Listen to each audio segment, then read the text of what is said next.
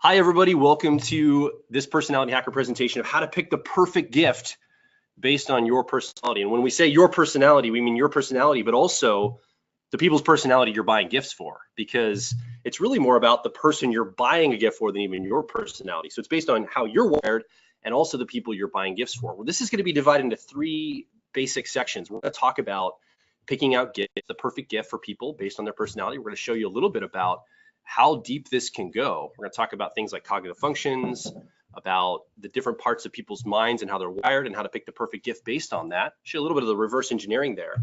Then we're going to briefly just touch base on some of the profiler training certification courses coming up. Enrollment's ending tomorrow, so we're going to talk briefly about that, share a little bit about that, and then we're going to open up for questions. You can ask questions around type.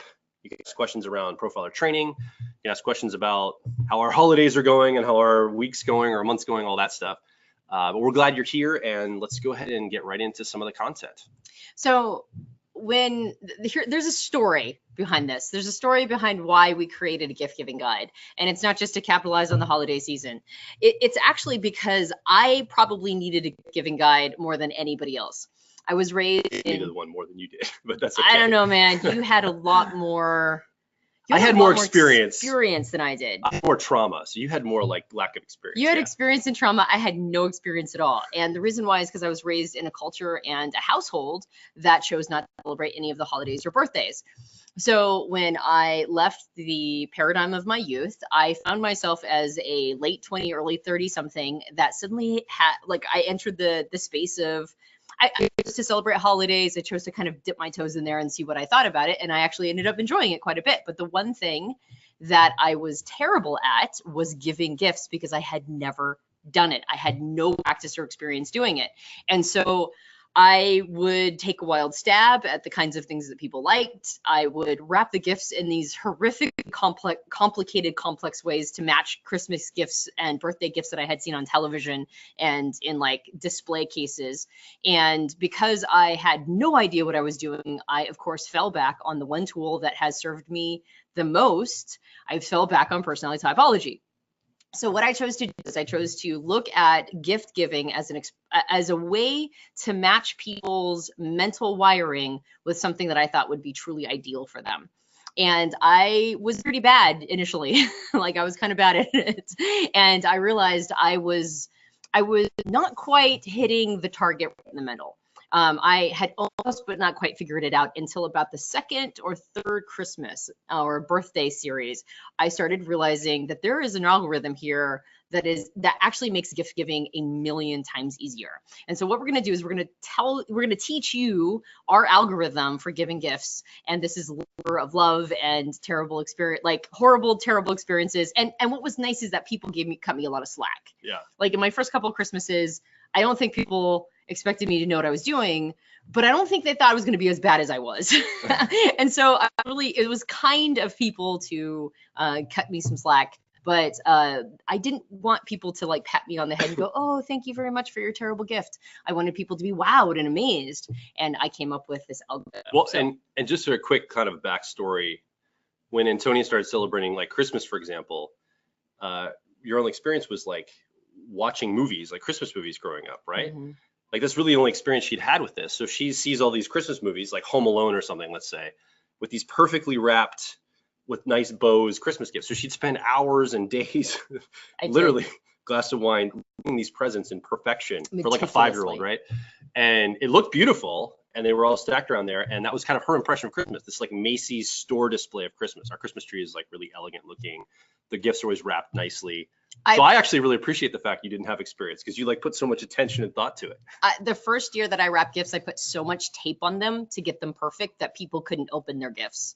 Like we had children trying to unwrap their gifts and like we had to literally cut them. And I think it wasn't until like my third Christmas that I realized that the people shouldn't probably have to cut their gifts open. Like they should just be able to unwrap them, like throw them open. So I finally figured that one out after a while. That's my Christmas trauma story. What's yours? And Joel, your experience in gift giving was that you actually had a relationship with somebody who, I think their love language is gift giving, actually. yeah, And I think when somebody's love language is giving, that means a lot. If you get the right gift, it really matters. And I wasn't really good at gift giving. Like, it was really tough for me. So I had a little trauma in picking the wrong things, or just not hitting the mark for the person that I was in a relationship with. And even family members and friends, I'm not really that great. And this methodology has really shifted myself. Like, I've shifted everything to this. I'm following this pretty much this method to now pick gifts going forward. And it's been very successful for me. Like, pretty much all the gifts I've gotten you liked, right? So Yep. just use the same methodology we're going to teach you right now. Yep. This is good stuff. So watch carefully. So when Joel says that person's love language is gift giving, that's another layer that we're not really going to talk about, but there's a concept called the 5 love languages. It's a pretty popular concept around how people sometimes use gift giving as an expression of love. So if the person you're in a relationship with, or a friend or family member, has gift giving as their love language, and you do not have gift giving as a love language, this might help save your bacon. All right, so let's get started. So we're going to go pretty fast on some of these fundamentals, because in the last webinar we did, the first kicked off the Profiler Training Certification course. In that webinar, we taught you how to figure out what the cognitive functions are, or the mental processes for each of the different types. We're going to kind of assume that you have already watched that webinar or can go back and reference it, and you understand that every personality type, all 16 Myers-Briggs type, have those 4 fundamental components to their personality types called cognitive functions. And they are not mental processes that influence us the most as people. Some of them are strengths, some of them are blind spots, some of them are weaknesses, but even the blind spots have a tendency to whisper in our ears all the time. They are the elements of us that have the most influence, and are things that we have a tendency to see the lenses we see the world through, and lenses that we judge the world through and make decisions. And so if you really want to hit at the heart of somebody's personality type in gift giving, you have to understand how their mind is wired, and you head right for those cognitive functions. Now, it's not as easy as that. There's more to the algorithm, but just know that there's 4 fundamental components of type. They're cognitive functions, and each person has them at various degrees of sophistication. If you've been watching Personality Hacker or been around us for a while, or listening to the podcast, you know we talk about the CAR model. And basically, this is a quick little framework for us to lay those cognitive functions out. Whereas your strength, the cognitive functions, again, that 4-letter code in your Myers-Briggs type gives you basically an inside track. It's like a decoder ring for the way your mind is wired. These cognitive functions are the way you learn information and you make decisions. And you basically use 2 of these as strengths. You have a primary way that you make decisions, and a primary way that you learn information. And then we've basically laid these out in a CAR model. One of those is going to be your driver, and the other one is going to be your co-pilot. And then right behind those are their exact opposites. And we call that the 10-year-old and 3-year-old in the CAR model. And basically, when you're looking at your cognitive functions, we have, in fact, the last webinar, we talked about how to reverse engineer. So for example, I'm an ENFP, and we talked about how to take the ENFP letters and figure out, based on that, which cognitive functions I'd be using in this CAR model. It's technically called your cognitive function stack if you're reading like other resources or things online. That's the technical name of it. And it's good to know that the driver is a big piece of who you are. It is the primary way that you engage with reality. If you ask somebody to describe themselves as a person, even if they have no awareness of typology or functions, they'll spend about 70 or 80% of their time describing this process or elements that come through this process. The co-pilot is also a strength. It's something that you have natural talent in, but it requires a little bit more skill development to get as good as the driver. And so while it's on our conscious awareness, it's something that we delight in, but it's not something we're as attached to as our driver process. Our 10-year-old is also in a conscious awareness. So this is a part of us that, while not as much of a talent or a strength as either of the front 2 passengers, it's still something we sort of identify ourselves around, and we have a relationship with it. It's something that we usually enjoy, and sometimes will overwhelm us. And then there's the 3-year-old process, which is very unconscious for us and has a tendency to be a blind spot. There are different layers of understanding and awareness around the 3-year-old process. There are elements to the 3-year-old that are very important for us to integrate into who we are and our personality to become our fully actualized self. But it usually takes a little bit of maturing to get to that space. And so our 3-year-old is something that we have a tendency to kind of push to the side. We don't really like it since it's the opposite of our driver. And since our driver is what we identify ourselves around, the 3-year-old has a tendency to be something that we don't really like to see about around ourselves. And it's something that is that we identify as being sort of a like a real blind spot or a weakness. So just remember all 4 of those positions and how they influence our type. And this is for all 16 personality types. We all have the same relationship with those 4 components of who we are. Doesn't matter what your type is, doesn't matter which processes are falling in the stack, we all have the same relationship with those 4 components. So a little bit of housekeeping here, just some frameworks for you. If you want to draw this out, we're going to share the slides after the session, but if you want to just draw out that car model, those 4 different boxes, we're getting ready to go to a slide next, if you're watching on the webinar, where we're going to show you each type and all of the functions that each type uses. So you can lay that out in your function stack or in the car model, basically.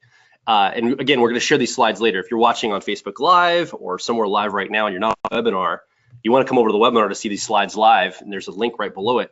But we're also going to share the slides with you. You can have those later. Just follow along as best you can for now. And then we're going to go deep into each one of those cognitive functions to tell you how they're wired.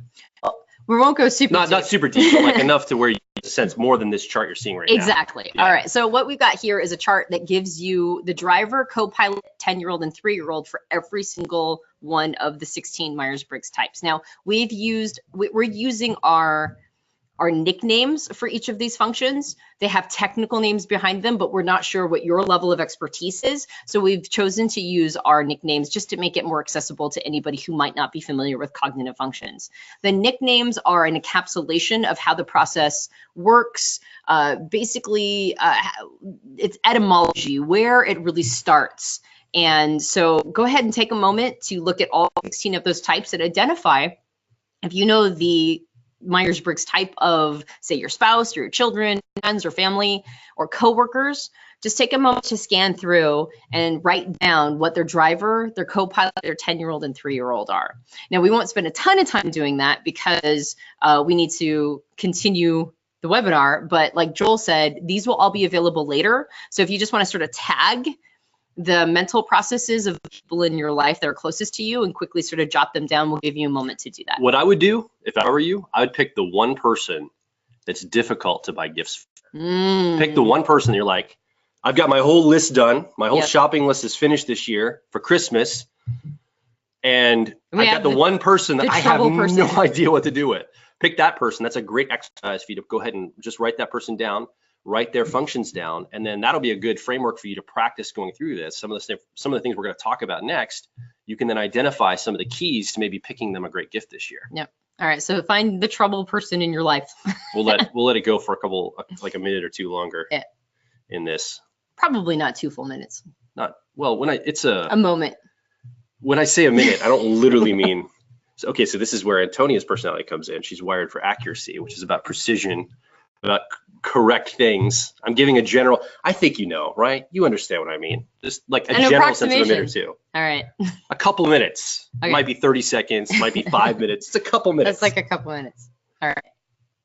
Okay, so we're assuming that you've written down the driver, co-pilot, 10-year-old and 3-year-old processes for the trouble in your life, the person who's the most difficult to shop for. All right, so what we're going to do now, we all have one of them, is we're going to go through each one of these functions and talk about the things that these processes love. All right, like what delights them, what makes them feel good, what are the kinds of things you're going to be targeting when you want to give them a gift. So we'll start with the 2 sensing processes. Sensation, and its technical name is extroverted sensing, loves anything that delights their body. Sometimes it's adrenaline, sometimes it's sensuality, experiences. Either way, it's all about the kinesthetic feeling of being in the moment. And they're also very good at reading other people's body language. So just kind of tag that for a moment as we go through. Now, memory, which is introverted sensing, technically called introverted sensing, loves capturing a fantastic moment to keep as a permanent part of themselves. It's all about collecting, including but not limited to memories. So sensation and memory, 2 sensing processes, but they have a different style of love. But these are the things that they really have a tendency to soak up. So as examples of this, Sensation might like experiences, physical experiences, expression of something in physicality. My brother's a sensation user, and he's also a bodybuilder. He likes to lift weights. He's a bodybuilder. So oftentimes for gifts, he appreciates things that will help him get into that experience. And in memory, the introverted sensing. Have you ever seen that? Again, this is not necessarily how to pick a gift for these people. These are just general of what this looks like. If you're very, very new to this, there's that store in the malls here in the United States called, I think it's called Things Remembered, where there's a lot of different artifacts where you can have things inscribed. You can remember occasions, things of this nature, just to kind of give you a sense of like what this might look like from a physical product standpoint. A lot of times maybe memory people would have like photos, different albums, things around their house, objects that can help them remember things. Again, this is grossly oversimplifying it, but just to give you a sense of something if you're brand new to this to tether yourself to. We're actually going to go through suggested gifts in a moment. So we're just going to bring you an overview of what they look like, but we will definitely go through the kinds of gifts that we recommend for people who use these processes. I promise it's coming. I just don't want. I think we have a panelist on, probably one of our team members that you probably heard some noise in the background. If you're one of the Personality Hacker team members, if you'd mute yourself, that'd be great. I just muted them. Awesome. All right, cool. Well, all right, so let's move on to the intuitive processes. Now, perspectives, technically called introverted intuitive, loves a calm environment and mind to generate brilliant ahas. So any tool that gets them closer to an aha is a winner. Now, the other intuitive process, exploration, technically called extroverted intuition, loves novelty and new experiences. So engaging their imagination and what if mentality is irresistible to them. So those are the four what are technically called perceiving processes. They're ways that we take in information and understand and learn and what captures our imagination and our minds. Let's now move on to what's called judging processes, or the ways that we make decisions and the ways that we create should statements in our life. I'm eager to get the application, but I won't right now. We will. It's just a moment. I'll wait. 1 minute. I'm excited. 1 moment. Keep moving. All right. So effectiveness, technically called extroverted thinking, loves things that are efficient, organized, and time-saving. So make my time stretch and accomplish more is the name of the game for effectiveness user. And accuracy, introverted thinking, technically called, loves leverage. So optimizing performance or a tool that streamlines a frequent job and makes it more pleasurable is highly desirable to people who use this process. And the final two are the feeling processes. Harmony, which is technically called extroverted feeling, loves getting needs met. But since they're so often getting other people's needs met, they neglect their own. And permission to self-pamper is really appreciated. And then authenticity, which is technically called introverted feeling, loves self-expression. The outlet might differ, but the desire to create art remains the same for all authenticity people. So these are the 8 cognitive functions and some things that really delight them. But kind of keep that in mind as we move on to the algorithm and some recommendations for gifts. Now remember, you're going to have 2 of these out of these 8 we just talked about. 2 of those are going to be the strength of the person you're buying a gift for. One's going to be their driver, one's going to be their co-pilot. But they're also going to have 2 other opposite processes in their back seat of their car. Remember, we talked about that car model before. It's actually going to be 4 processes we're going to be totally looking at, and then we're going to zoom in on what to do about those. All right, so keep all of those in mind. Keep the driver, co-pilot, 10-year-old and 3-year-old for each of the types in mind. Keep all 8 of these cognitive functions in mind, and let me give you our algorithm. Here is our recommendation. Focus on the co-pilot and the 10-year-old processes for the type of person that you are purchasing a gift for. And here's why. People love their driver process. It is how they identify with themselves. So they tend to indulge it. It's rare when we haven't purchased something for ourselves that delights this function. So if you're buying something for somebody that is delighting their driver process, you're probably going to have to lay down serious money. The only reason why they haven't bought it for themselves is because they couldn't afford it. That's usually it. Most of the time, if we can at all afford it, we will buy things that delight our driver process. And on the flip side, we recommend that people stay away from the 3-year-old unless you really know the person. So while we usually need tools to make our lives easier in our 3-year-old process, it will feel anticlimactic to get something that delights the 3-year-old, because the 3-year-old isn't something that we really identify with. So if we get something for the 3-year-old process, we usually open it and go, oh, thanks, right? Because it's really not something that we think of ourselves as truly desiring or wanting. The only exception is when you make the life of the inferior function much, much easier. So if you have the ability to figure out what element of their life is particularly going missing because of that 3-year-old inferior, and you somehow plug the dike, right? Like you put your finger in the dam and help them have an easier experience of it, then you can focus on the 3-year-old. But our recommendation is to not go for the driver, because you'll have to lay out some serious bucks, and try to stay away from the 3-year-old, because usually we're not as excited by the 3-year-old process. That said, our co-pilot is something that is in our conscious awareness and we really identify with. And oftentimes, while we really want stuff there, we don't indulge it like we do our driver. It's hard to give ourselves permission. Yeah. Sometimes. Yeah, sometimes, like, we kind of really enjoy things in there, but we go, maybe next time, right? We can't always afford it. And our 10-year-old is something that we really won't. We want those things, but we really won't lay out the money for them, because we think we're being self-indulgent. So take, for example, I have wanted to do something for my nutritional health for a long time, but that was me getting my need met, which is an expression of extroverted feeling or harmony. I'm an ENTP, but my 10-year-old's harmony. So I've been putting it off and putting it off and putting it off and putting it off. And this year I'm getting it for Christmas from Joel, because I'm like, Joel, get me this for Christmas. I will never buy this for myself, and I need it, and I will never invest the money in it. And at the same time, I will lay down tons of money for exploration. I'll go, hey, let's just buy plane tickets to, I don't know, anywhere right now. And Joel and I will get online and we will buy plane tickets on a whim to different places in the United States. And like, we'll just go, we'll just leave. Was it 2 years ago? We were like, we had to get away for the winter. So we just like bought plane tickets. So we rented a van, and we just slept in the back of a van and drove around South Florida for a couple of days, just to have fun, just to go quickly, not spend a lot of money, but we did just do it on the whim. And we'll indulge that. We'll indulge that part of us. Yeah, we'll just do it. We'll just go like, yeah, let's get out of here. Let's just go. And yet I can't spend money on trying to figure out my nutritional health, right? Like, that seems like weird, paradoxical, value system. And yet that's just how it works. So avoid the driver, because most of the time we'll lay down money like that for our driver. Avoid the 3-year-old, because that's not really us. Go for the co-pilot and go for the 10-year-old.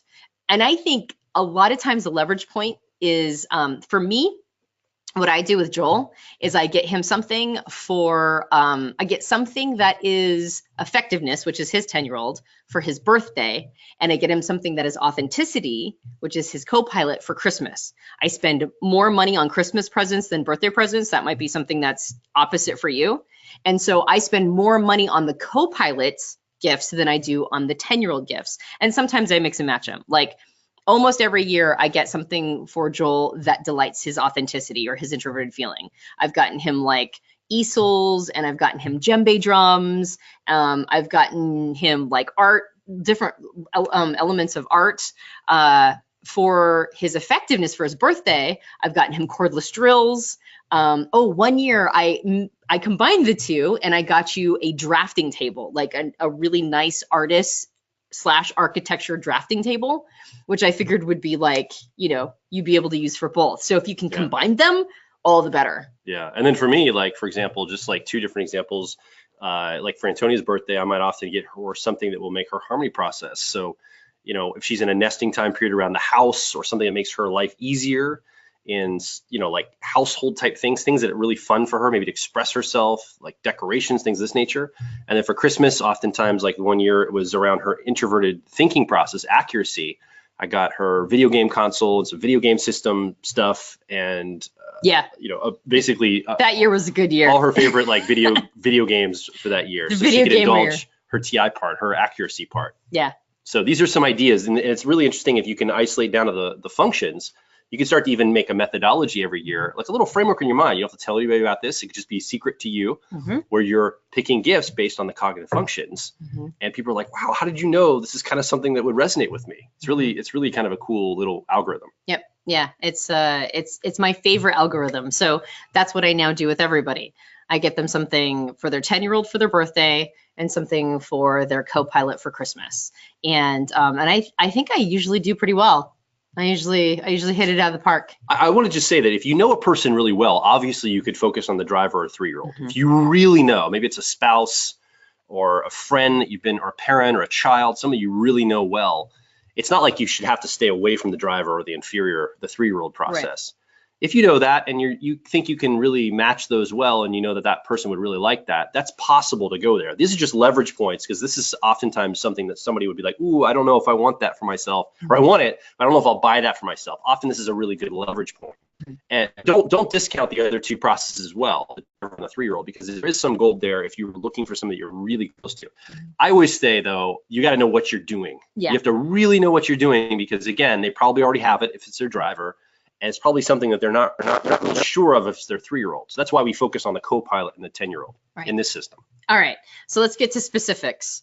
What does that look like to shop for we're going to call it the front seat and the back seat for each of the types. So let's go into specifics. So sensation, or what's technically called extroverted sensing, is the driver or co-pilot process for all SPs. ESPs, it's their driver. ISPs, it's their co-pilot. So some of the gifts that you might want to consider getting somebody who has sensation in their front seat are like dancing classes, lessons, experiences. 1 year, your mom, who's an INFJ, who is a master of observing human behavior, bought your brother a zip line experience, right? Mm-hmm. Yeah, and so she just knows him, and so he's an ESFP, and she bought him an experience on a zip line, which I thought was a really good idea. So buying experiences like that, things that are adrenaline inducing, are pretty important. So, and if they're an ISP and they have some weirdness around, like really scary experience, physical experience, sometimes that happens, then things more like lessons or dancing classes. Sensual objects like soft robes or designer perfume or designer headphones, like Beats by Dr. Dre, or something that really optimizes the experience, because sensation is really in touch with all the little nuances of sensory experience. So most sensation people have like a preference for one of their senses over others. You can see some of them are cooks, some of them are super into music. So just like observe what are the sensory experiences that they seem to go toward, and go for that.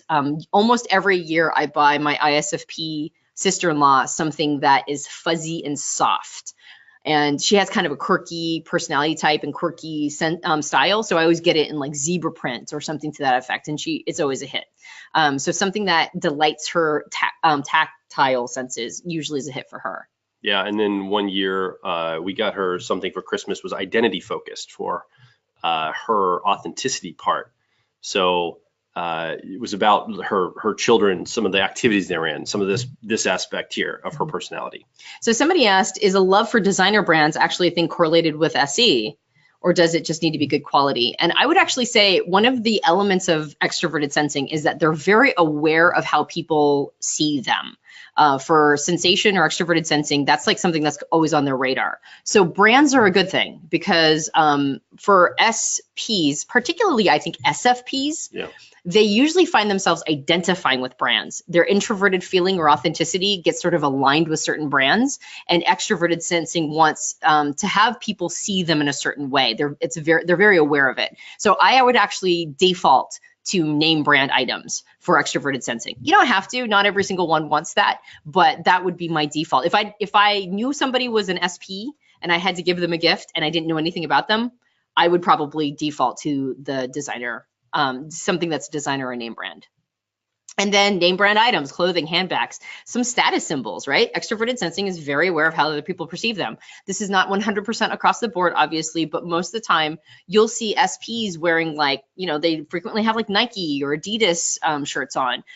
They'll frequently wear name brand shoes. Like that's a thing for them. So I would default to that. Now, if it's in the back seat of the car, if it's a 10-year-old or 3-year-old process, like it is for NJs, and it's a 10-year-old process for ENJs and a 3-year-old process for INJs, I would go to the very simple sensory pleasures, like a massage gift certificate, a a fun class, something that's not like an intense class, like they're learning a skill, like an intense skill, but something that's like Don't make it work. work, right? I mean, make it work. Effort. Don't make it seem like work. Right. Yeah, that's the point. So something like belly dancing or salsa, something that they can just get out there and have fun.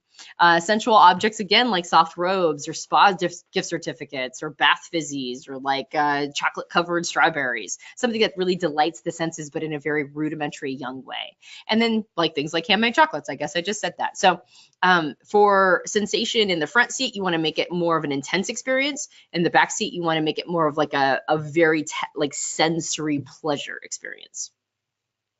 All right, so let's move on to the next one. Yeah. All right, so memory or introverted sensing is the driver and co-pilot of all SJs. It's the driver process for ISJs and the co-pilot for ESJs. And again, it's about capturing the moment and capturing the special moment of like holidays and birthdays. So we recommend doing like personalized or dated Christmas tree ornaments.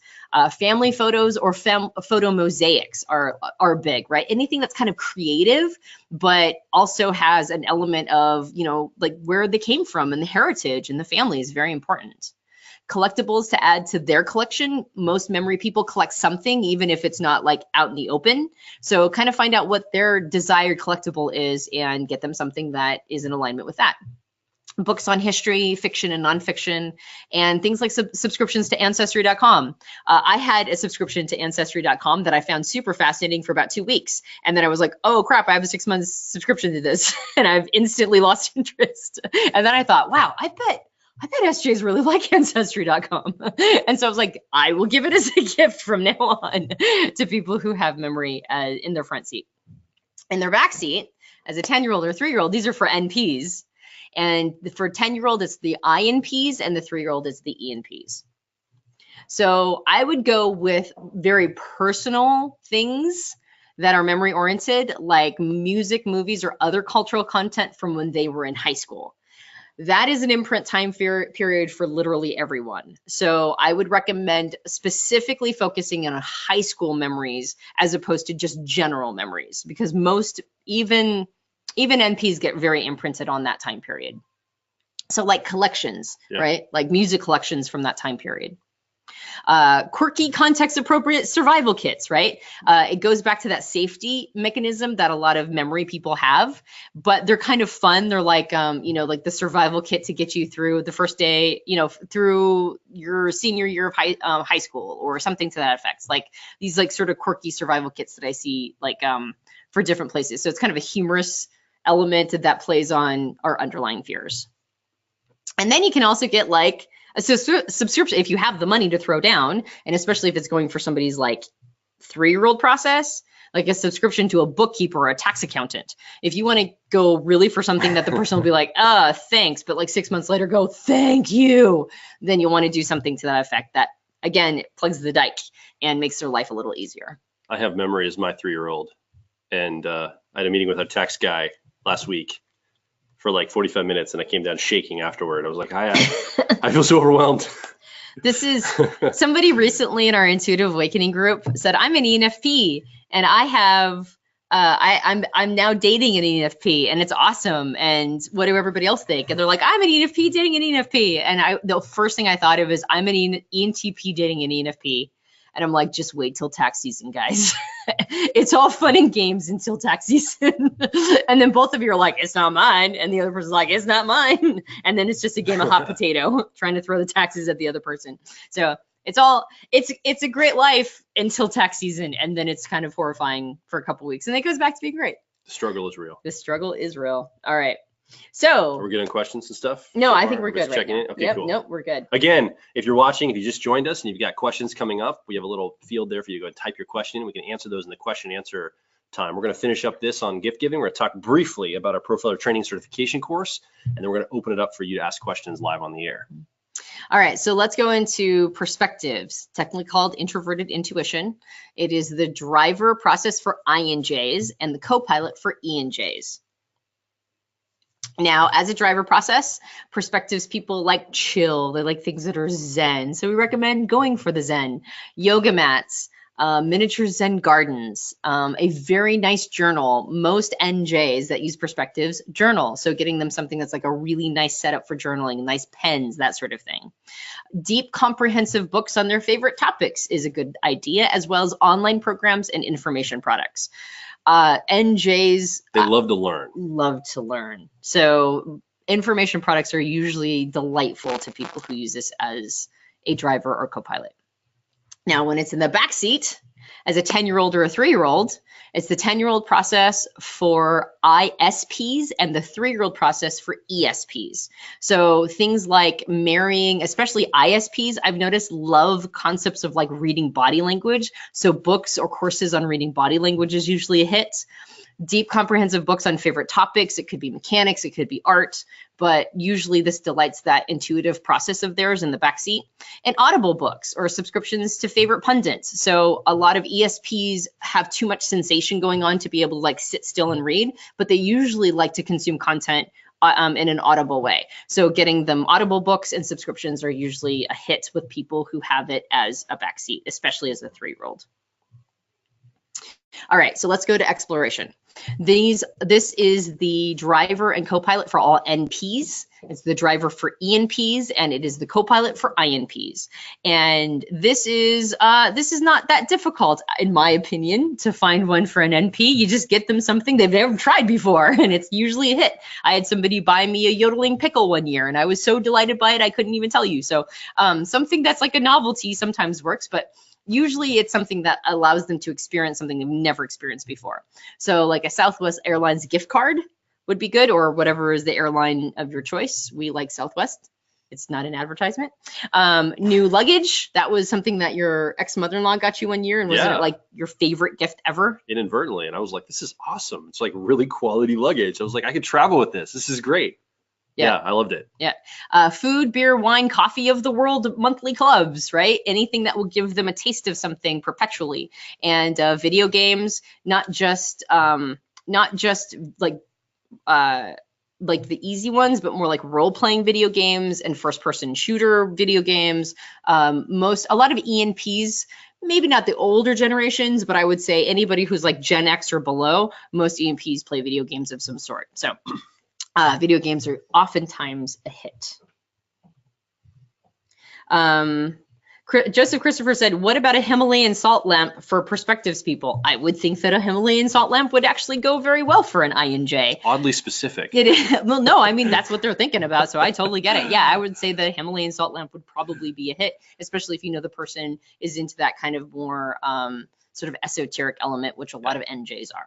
Yeah. Yep. Absolutely. All right. So exploration in the backseat. This would be SJs. So it's a 10-year-old process for ESJs and a 3-year-old process for ISJs. So my recommendation on this one would be games, and not video games, but like board games. One of our very good friends is an ISFJ, and whenever he comes over, he brings board games, and he always wants to play them. He loves Apples to Apples and Pictionary and that sort of thing. And I was like, that makes sense. So games are usually a hit if you're going to buy exploration for somebody who has it in the backseat. Creative projects, miniatures, scrapbooking, that sort of thing is oftentimes a hit for SJs. Humorous gifts, bathroom or comic book collections, hidden flasks, funny mugs. This delights their like little kid, tee-hee-hee-hee part of them. You'll have to know your audience because some SJs are a little too serious for that, but most of the time they have a crazy streak in them, and those sort of things delight that. And then again, the food, beer, wine, coffee of the world monthly clubs are always good. And that's even if it's in the backseat, because it gives you a taste of something perpetually to try new, especially know exactly what the person likes in those particular subcategories. So we've been talking about those 4 learning or perceiving functions, technically called perceiving functions. The 2 sensing functions, sensation and memory. And then we just talked about perspectives and exploration. And remember, these are just starting points for you. Now that you kind of have a sense of these, and you go on to personalhacker.com and read more about how these functions work, you might be able to make some more of your own lists from this, or even people in your life that are different types that use these. Start to think in terms of, oh man, I could expand on this list. What are some other ideas, some brainstorms based on the starting points here that you could start to make a list of these these kind of things that people would like that use these functions. So we're going to shift now from the perceiving functions, or the way people take in information, and we're going to go over to what's technically called the judging functions, the way people decide about the information they've taken in. So this is decision making. And let's talk about those four now and how gifts look for those types of people. So before we move on, somebody said, what would you think about Monopoly for SJs? I can't imagine anybody over the age of 12 isn't infuriated by Monopoly. But if I was going to buy Monopoly for somebody who's an SJ because I knew that they kind of liked it. Infuriated? Yeah, it's an infuriating game, isn't it? I actually I haven't played it in years. There's no way you like Monopoly. I probably wouldn't like it anymore. No, there's no way. I liked it when I was younger. Yeah, exactly. Nobody over the I age of remember 12. it taking like days to play. You'd have to find something to set up in the house. It was like 6 hours later, like, I can't keep playing. We got to play tomorrow. And then we had to stop and play later. It's like, that was why I was infuriating. I actually liked it. It's a 12-hour game that ends in somebody's complete and total annihilation. Yeah, it's like kind of an awful game. But anyway, that said, if I were to buy Monopoly for somebody who's a Monopoly enthusiast over the age of 12 somehow, I would probably get them a collector's edition of Monopoly that references something that they're really into. So if they're like into Lord of the Rings, I get them, well, nobody's into Lord of the Rings anymore like they used to. Game of Thrones, I get them the Game of Thrones Monopoly collection, or the Firefly Monopoly collection, or something that is very tailored to them as an individual and what I know about them. All right, so let's move on, like you said. Yeah. So let's talk about the two thinking decision-making processes. Effectiveness, technically called extroverted thinking. This is the driver or co-pilot of all TJs. So all the TJs, ESTJs, ENTJs, INTJs, ISTJs are going to use this as either their driver or their co-pilot process. And remember, effectiveness is all about getting results. It's about what works. It's about getting something external in the world accomplished. So often when somebody's using this as a strength in the front seat of their car, they're looking for things that'll make their life simple, streamlined, help them accomplish something, tools that will help them get things done or be more productive. These are the kind of the frameworks of the principles you're going to look at whenever you're doing this. So something like, this quick list here to get you started: on-the-go Wi-Fi routers, for example. One of those things you could take in your car as a hotspot. If you need to get online and do some work when you're on the road, something like that might be really powerful, along with a subscription to it. A subscription to business or hobby magazines, things that will help them learn more about how to make things happen, whether it's a hobby, building things, constructing things, or maybe it's business, learning how to do things better in business. Also, subscription to business book summaries. Somebody that's using this function as their primary or secondary co-pilot function, maybe they don't have time to read all these books, but they still want the information. They want to get it accomplished. So business book summaries are great because it can help them get a lot of information quickly in a summary fashion. And then, something like a LiveScribe pen might be something else as an idea. Something where a LiveScribe pen, I'm sure there's other brands as well. This is just the brand we know of, where you write, and as you write, it records everything you're writing. So if you're at a seminar or a workshop or a business meeting, as you take notes, not only are you writing on paper, but it's digitally recording what you write. And there's all sorts of options you can use that pen for to be able to capture information. Yeah, what's cool about a LiveScribe pen is that not only are you writing notes, but if you're writing it on the LiveScribe paper, it's recording right? it like audio. It records the audio into the pen, and when you touch the piece of paper where you're taking that note, it automatically goes to the audio of what it was talking about when you took that note. So they're like really cool. Not an advertisement.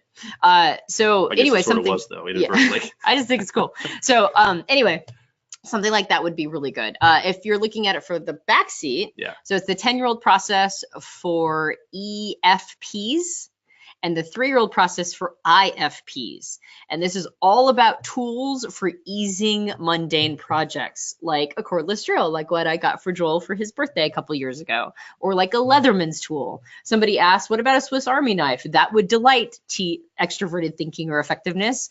They said, what about for an ISTJ? I think it would be a hit for an ISTJ, honestly, if they didn't already have one.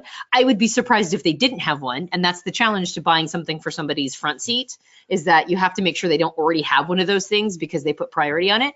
But if they have it, yeah, absolutely. That is a great idea. Things like food processors and protein shakers for the workout buff, and external hard drives for the tech geek, and smartphone apps which track and remind about things, like just whatever makes the EFP and IFP's life easier, go for it. Yeah, so let's talk about the next cognitive function, the next process, accuracy, technically called introverted thinking. This is used by all TPs, so as a strength, ISTPs, INTPs, ESTPs, ENTPs. And I will say this about accuracy. I think, this is my perspective, that is one of the most difficult processes when it's used as a strength to buy for. This is my perspective. Yeah, it's probably true. I think because accuracy people tend to do a lot of research, and they really want something that has precision and really, it's really well done. And so they've done way more research than you have on anything possible that they might like. So I think that's a little bit of a challenge. I don't know if you want to give some commentary on this, or if you'd agree to that.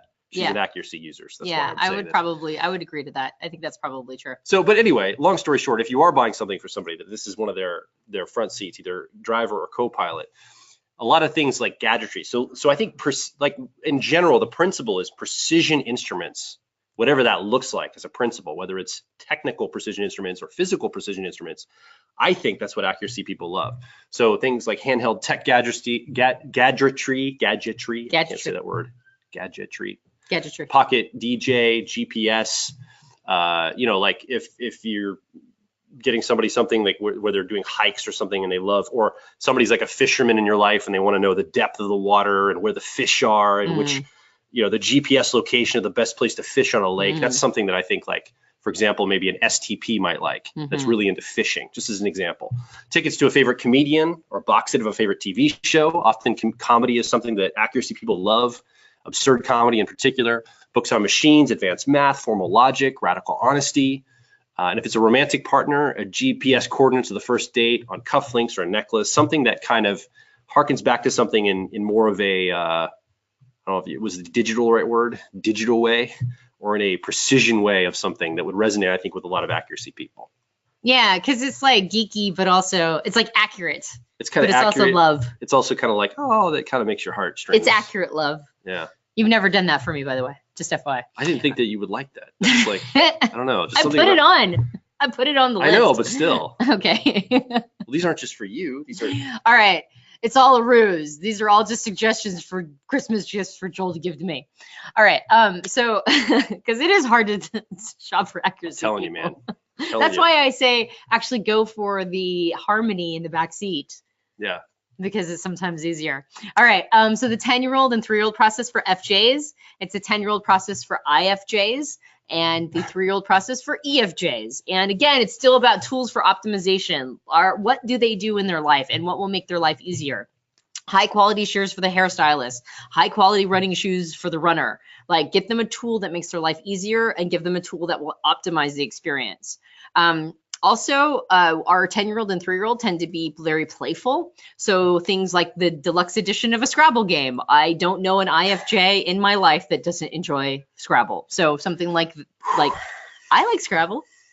I think Scrabble's fun. I just sighed. I didn't say a word. I know, but you brought up liking Monopoly, so clearly Scrabble is the superior game. Anyway, so deluxe edition of Scrabble games, or objects with need-based humor, because again, a lot of times accuracy is about absurd humor. That's also a thing that delights it. So things like I'm trying to think of examples. I actually I had a cup or a mug. This actually, a lot of this stuff comes from our gift giving guide, and there was like a picture of a mug with like like something like Mondays or something to that effect. And, I know what the one Freudian mug you got. Oh yeah.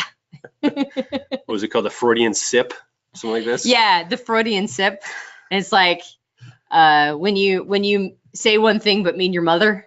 And it was very funny. It's a Freudian sip cup. So things like that. Need-based humor, like quirky humor, a lot of times are just right up the alley for the 10-year-old and 3-year-old accuracy processes. Yeah. Again, these are starting points. You're going to need to make your own list from these. These are good starting points to know how these processes work, to get yourself kind of on the right track, and then you're going to tailor these to the people in your life, obviously. Yeah, these are I mean, obviously, we're not taking into account like a million other things that go into personality. Interests. And this is personality based, and you have to factor in interests, age, desire, age, generation, weirdness. Yeah. Your relationship to the person. Yeah. Obviously. So if the you're appropriateness. Cufflink, like you're doing. This is a good starting point for you to be able to pick the perfect gift. Yeah. Don't get cufflinks with the the GPS coordinates for like your mailman. Yeah, or like yeah. Or like where you met. Here's where you delivered my mail. The exact GPS location. Yeah. So those are the two thinking cognitive functions, decision-making functions. We're going to talk about the two feeling functions next. Well, maybe we will. Okay, there we go. All right, so the final two cognitive functions are, like Joel mentioned, the feeling functions. The first one is extroverted feeling, or what we call harmony. It is the driver and co-pilot process for FJs. Driver for EFJs, co-pilot for IFJs. And once again, actually harmony is in some ways relatively easy to shop for because it's all about pampering and spoiling if at all possible. So a spa day gift certificate. Words of affirmation gifts like world's best dad coffee mugs. Basically, harmony people are always looking to know that somebody actually appreciates all the work that they do. And most of us don't. Actually, most of us do not appreciate as much work and time and effort that harmony puts into things. So things that express appreciation are really huge. Specialty soaps, candles, name brand items. Once again, kind of going back to extrovert sensing, harmony also likes status. Status is good. So handbags, watches, clothing, things that show that they, you know, that they care about themselves and they care about their appearance and they care about how people are receiving them. For extroverted sensing, it's being very aware of how other people are observing them. For extroverted feeling or harmony, it's more about making sure that people know that they care about how they're coming across to other people. So one is an awareness, one is like an active desire to be pleasing to others. So a lot of times those are gifts that really go over well with harmony. And especially SFJs, I think, and NFJs are less interested in the brand thing, but they also still like brands. Anyway, harmony is usually attracted to those sorts of things. And as a 10-year-old or 3-year-old process, as a 10-year-old, it's a 10-year-old process for ETPs. And it is a 3-year-old process for ITPs. So take them out to dinner, a movie, connect with them. It's an experience of having a one-to-one connection for a lot of TPs. People don't know this about TPs, but oftentimes they don't feel that connected to other people. Even if they're charismatic or really enjoy like spending time or are funny, connection is oftentimes a struggle. So just taking the time, like quality time to connect with them is oftentimes a really big gift. A day of fishing, an evening playing Dungeons & Dragons, treat them to a day that they'll love, even if you're not super into whatever they're doing. And coffee mugs, t-shirts, and advertisements for not really liking people very much. This is one that most TPs will be like, thanks for giving me, like it's the opposite of the connection thing. You know that phrase, what supports us, what crosses us supports us? It's the same deal. It's like, I don't connect with people very much, so I want to connect with loved ones, but everybody else I'm going to be spiky for and leave me alone. So those are usually things that go over well with TPs. That's so true. All right. All right. We get on question. Joseph says, the mug that says, give me coffee, nobody gets hurt in the guide. Okay, thank you. I appreciate that. Let's see. And somebody said, I love that. What, a coffee mug or a t-shirt or advertisement that says they don't really like people very much? If that's the case, I know, right? Yeah. How can you not? All right. So let's do the final cognitive function, authenticity, technically called introverted feeling. This is the driver for IFPs and the co-pilot for EFPs. Why don't you take authenticity since you're an authenticity user? Yeah, so basically this is about identity or expression often. For authenticity, it's about what's inner alignment, what's expressive, what feels good to express your identity or to express yourself in a creative way. So artistic tools, canvases, cameras, camera lenses, musical instruments, these can often be ways that people can express themselves that have this as one of their functions. Artistic classes, this is a great idea. Painting, photography classes, maybe a new MP3 player, a really good set of headphones. These headphones I'm using right now are like really expensive quality. They're made out of wood and they have a really awesome sound to them. And I got these, and I'm an authenticity person. So something to help you really get in a sense with the music you love or things of this nature. Leather-bound journal or high quality pen. So these are some of the ideas if this is a strength for someone as their driver or their co-pilot. I got you those headphones. You did. Was it birthday? I think it was. That's right. I love them. All right. I still love them. All right. I put them back in. 10-year-old and 3-year-old? Oh yeah, 10-year-old and 3-year-old. So, oh, by the way, so the 10-year-old, 3-year-old are all, for everybody that's a TJ. So all TJs in the Myers-Briggs system are going to have authenticity either as their 10-year-old or 3-year-old. I was just going to say, somebody asked a very good question. Yeah. What if an ISFP doesn't like art? It seems like everywhere I look, ISFP is all about art and music. There are certain ISFPs that are not actually as overtly into art. Joel's father, who's an ISFP, he actually was an art major, but ever since then, he's just kind of abandoned art. Like as he's gotten older, he's gotten more into conviction because ISFPs can go more towards conviction than art. But they have something that's their art. Usually. Something is their expression in the world, I think. It may not be painting or photography. I think through his nonprofit that he runs, that's how he's expressing himself. Exactly. So that's become almost like his art project. Yeah, even though it's it not has. about painting or photography. Yeah, usually there's an art project of some sort going on, but it might not be easy to buy for. So what I do for him, and anybody who, by the way, is of a certain type that it goes kind of counterintuitive to their type, they're not like they're just not a stereotypical or archetypical example. That's oftentimes when I go to the 3-year-old. And for Joel's dad, I almost always get him a tool that would make his life easier. So that's the effectiveness would be his 3-year-old process. So you got him this really cool, it was like a Leatherman tool. And it was like 3 years ago, right? He carries it with him everywhere. He loves it because it makes his life simple. It plays on that 3-year-old process of effectiveness where he's out and about. He runs a camp, a youth camp. So he's out fixing things, and he often needs a quick tool, and he keeps it in his pocket. He can pull it out. It's got pliers and scissors and a knife and all these different aspects, almost like a Swiss Army knife, but it's a little bit better than that. It's got some extra things on it. He still raves about it. Yeah. He'll still pull it out and be like, I still have my Leatherman tool. He'll rave about it because it solves so many problems for his little 3-year-old process. And they run a youth camp, and every year they have something they call snow camp. And so he's outside in the snow and ice, like for 2 months out of the year, like helping kids go do different activities and running snowmobiles and all that stuff. So this year, and I'm about to give away the gift I got for your dad, but I'm pretty sure he would never watch this in a million years. So I think he's I'm not safe. watching. Yeah, there's no way he'd watch this, so I'm good. All right, nobody squill. I got him grips, like ice grips for the bottom of his shoes that just very easily go on the bottom of shoes. So I never get him anything that's complicated or complex. I get him something that's like super easy to use and will make his life infinitely easier. So that's usually the direction I go with people, like with an ISFP that's not into an obvious art. And he is into art. It's just a different, it's like, what am I supposed to get him? Like, like a new building for his ranch, right? So people who aren't obviously archetypically their type, I oftentimes go to the back seat and ask what would make their life easier. Yeah.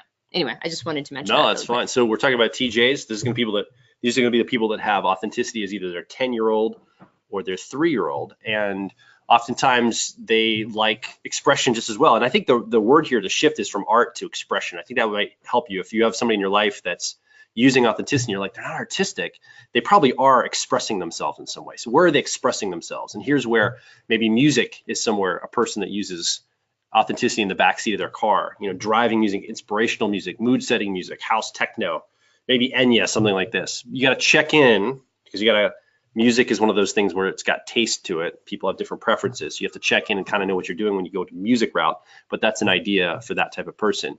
Also potentially for someone here, a subscription to a music service like Pandora or Spotify, or maybe Apple Music, something like this. Mm-hmm. Biographies, oftentimes authenticity people, when they're using authenticities.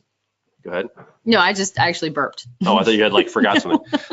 People oftentimes want to read about, they want to read about other people because oftentimes authenticity, when it's in the backseat of the 3-year-old, you can get a sense of how someone else did something for how you're going to do something in your life. And then obviously visual art depicting strength or getting things accomplished, I guess strength. I guess that's the word I'll use, strength. Yeah, well, I remember my brother, one of his favorite gifts that he ever got was like a samurai that had this like cool pattern. It was like a granite samurai that was an image or a personification of strength. But it was still an art piece. It's almost like symbology for him. It's like symbology of strength. Yeah. Those kinds of things I think usually go really well with extroverted thinking, TJs. So we've got some questions. We're winding up, so I'm going to take some of those. We're actually not winding down. We're going to, from here, if you just joined us, we're going to complete this part of this. We're going to briefly talk about our profiler training certification course. Then we're going to open up for questions. Yes. So you ask a bunch of questions around type, around gift giving stuff, or around profiler training. We're just going to open it up. Absolutely. To the wild, wild west of That's questions. Right. So what if an INTP writer shares their feelings and inner thoughts with an INFP in the form of erotic story? I think that would be really cool. I think that would be amazing and awesome as long as you have that kind of relationship with the person. If Joel gave me erotic stories about us, I think that would be amazing. And I think it would really awesome. What about you? If I wrote erotic stories for you, you'd be down with that, right? Yeah. Yeah. Sure. So just make sure you have that kind of relationship with them. Make sure the relationship Again, not your mailman. not your Unless you have that relationship with your mailman. Yes. Unless. And then by all means, But that slip could them a be- letter. That's right. That could be rocky territory. So, buyer beware. Let's hold off on all these questions. Let's talk briefly. I do want to get all these questions, and I know you're eager to get to all of them. No, that's fine. We can hold them too. If you have questions, I'd love you to start putting those in, but I don't want to take time now and then we delay them and then we get off kilter. So I'm going to keep us on track. Yeah. Go ahead. You have Okay. something? No, I was just going to say, and also for anybody who's watching that can't see the slides right now, maybe you're on Facebook Live, maybe you're watching it without, just with audio only, all of these slides will be available. Yeah. So don't worry about it. The slides will be available and posted. I'll get it done as soon as I can after the webinar. In fact, I'll do that before I edit the actual video and upload that. And they could find them at Facebook. I'll probably put them right below. If you're watching on Facebook, I'll put them right below Facebook. And if you are on the webinar, we'll go ahead and email those to you. There you go. All right. So you're good to go. All right. All right. So start sending in your questions because we're going to get to those next. Yes. We're going to take probably about 5 minutes here and just talk about profiler training because right now we're in the enrollment period of our 2018 class for profiler training certification course. Right. And this is a class we open every year, and tomorrow enrollment ends. I have a segue slide that was going to be really super slick. Take two. So Ignore everything I said. No, actually, listen to what I just said. Yeah. But put it after what she's about to say. How do you know the personality types of the Asynchronous. people in your life? How do you know? So you've got the algorithm down for buying the perfect gift. If you know the cognitive functions or the various cognitive functions in the car model, right? Or the cognitive function stack of the personality types, you know the algorithm, but how do you know the personality types of the people in your life? Your loved ones, your coworkers, your acquaintances. Unless they tell you, you don't necessarily know unless you have become a qualified profiler. So what we wanted to do. I know, isn't it beautiful? How did I just screw that up? I don't know. I was really proud of that segue. That was It's good. cool. All right. It's cool. Let's keep going. Transparent marketing. All right. So we wanted to introduce the Personality Hacker Profiler Training Certification 2.0, which is a full immersion interactive experience developed to help you cultivate, calibrate, and perfect your profiling skills so you can use it to go to the next level in your career, relationships, and personal development journey. Now, we've already introduced this at the beginning of enrollment. We had a webinar a week and a half ago at the beginning of enrollment, but we were at the end of enrollment. All right. Tomorrow at midnight ends enrollment, and you cannot join the Profiler Training Certification course for 1 full year. So if you don't get in on it now, then you won't be able to sign up or register until December of 2018, which seems like a really long ways away to me. It'll go fast, but still, it's a year away. It will go ridiculously fast. Depending on your age, the older you are, probably the faster it goes. But I don't really want to think about how time is speeding by because I just hit 40. So that's what's going on for me. So Profiler training is an immersive experience, even more immersive than it has ever been in the past. And in large part because we have a thriving community and a really amazing community manager that named Kimberly Ruffner, who has helped us turn it into not just a, it's not like other information courses. This is an immersive experience. It's got a lot of different elements that are designed to help you learn in you're not just learning French, you're like going to France basically with this immersion program. And that was intended desire. That's a metaphor, by the way. It's We're not actually going to France. We're not going to France. So somebody said, was she the one in your last webinar? She is. Kimberly is the one that was in our last webinar. So we just want to remind you what you get in the course. It's a 40+ session course. We cover dichotomies, cognitive functions, the types, the temperaments, what we call the polarities, which are how the cognitive functions relate to each other. We talk about the defensive strategies for each type, accurate live passive profiling. You get a 10-month syllabus to guide your learning. You get a rich, vibrant community of fellow students to help you sharpen the saw. And we already have 60 students, a little over 60 at this point. A lot of people are on Facebook right now in the new they are new additions to that community. And we also are adding people to Slack, which we can talk about in a moment. You get membership to private Slack communities, and you also you get to be part of a mentorship program where we have mentors that have gone through the previous years, right? Basically alumni that have gotten certified that help mentor your process through this. So what's nice is that when you get on now, we've been doing this for about 4 or 5 years. I think it's been 5 years now that we've been doing the profiler training course. Doing it, yeah. And so we have like this stack of certified profilers and these people who have gone through the process before you that can be mentors and help guide your experience. So it's been really amazing. And of course, you have eligibility to become a certified profiler. And that is where we pull our profilers from. Like the people who do consultations for Personality Hacker, we get 100% of people through profiler training. So if you've ever considered doing something like this professionally, our strong recommendation is that you come through the profiler training group, because that's where we pull all of our certified profilers. And you don't know this from the last webinar because we just added it, but we added a bunch of bonuses. So here are the cool bonuses you get. You get a 1-hour consultation with a certified profiler. This is intended to help you figure out your type as you go. It's really hard to calibrate the content unless you know your best fit type. So we help guide you through that process. We go through a certified profiler that does a consultation with you, and then also the community helps go through the process as well. If it's like a different type than you were expecting, or if you have some questions around it, then everybody's there to help you go through the process so that you can calibrate the information correctly against your best fit type. And that happens like within the first, I would say probably 30 to 60 days after you sign up, depending on how many people we have and your schedule. It's really cool because you get a sense of what on the other side of the field, what that will look like whenever you go through the entire training of how you're going to show up and be able to profile people. So it gives you the almost out of the gate, not only are you getting your type accurately, getting a consultation to help you discover your type and make sure you're dialed in on that, you get a sense of what the entire experience is like right out of the gate, which is really fun.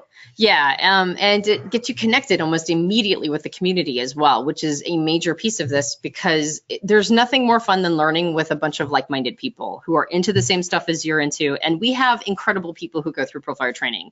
Like we mentioned in the last webinar, we have somebody who's a hostage negotiator who's using this for hostage negotiation. We have a lot of coaches, a lot of people who do life coaching and business coaching. We just have like a really cool stable of human beings, and it's a very high quality group of people who are super serious about their personal development as well. So it's just like a really neat community that I am very proud that we have helped foster. We also announced the 16 Avatars program as a bonus. This was originally a little over $800 tuition when we first ran it.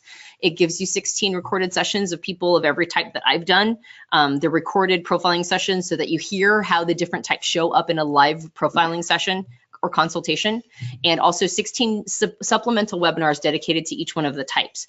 Now they're supplemental because you also have the 16 types in the core content, but these are supplemental to talk about profiling and other elements of the 16 types that just kind of flesh out the concepts. So you get to watch these and listen, or you get to listen to these and hear Antonia profiling somebody live over the course of 45 minutes to an hour and a half, and hear how each type shows up in the middle of a profiling session. So all 16 types are represented here. And this is just something that augments. This isn't even the core content. This augments and helps in addition to the core content for you, as you can listen through and you can start to do type guesses. You can start to see all the different nuances of the way types show up. And this helps accelerate your learning because you're seeing it in practice, not just in the information you're gathering, but you're seeing it applied in real time, and you're able to take notes and even learn faster. That's why this is really important. Yeah, and it helps you get really good at both what we call passive and active profiling. Passive profiling is when you're sitting back, you're observing somebody, you're just kind of watching their mannerisms and behavior, hearing how they're talking. So you passive profile by just observation, and then you active profile by actually asking people questions. And the goal of profiler training, and then we tell people over this from the beginning, is that we want to get them to conversational profiling. Conversational profiling means you're not actually asking them any like dichotomous questions. You're not asking forced choice. You're not going to use it this or this. You're not just a human version of a test. You actually are asking them leading questions so that as they talk, they're revealing how their mind works.